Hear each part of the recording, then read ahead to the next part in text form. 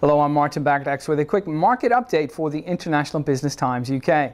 Well, we're reading with interest the monthly oil report from the International Energy Agency, mostly because it comes right off the back of the first assessment for global crude demand next year by OPEC, the cartel which controls about 40% of global production. Now, the IEA has trimmed its forecast for demand this year to about 89.5 million barrels per day. That's about 20,000 less than they had assumed only a few months ago. It's no great surprise, really, given the fact that global economies are beginning to slow down as the European sovereign debt crisis bites into demand.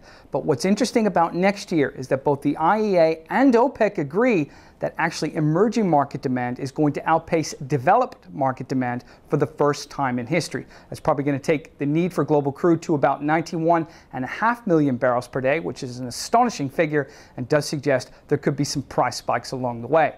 Now, the IEA also says there could be some price spikes this year if OPEC actually gets in-house in order. Last month, they all agreed that they should be producing about 30 million barrels of oil per day. But by OPEC's own admission, they're about 1.6 million barrels per day over that production target. If they get their house in order and come back to 30 million, the IEA says we could be in for a nasty surprise in terms of price spikes. Now, that's pretty difficult to imagine right now because we've seen Brent fall about 23% so far year to date. But nonetheless, it's something we all need to keep an eye out for because, of course, the cheaper crude prices are a great stimulus to the global recovery. We're going to watch that story with interest throughout the day and everything around the commodity space. So do stay with us at theibtimes.co.uk.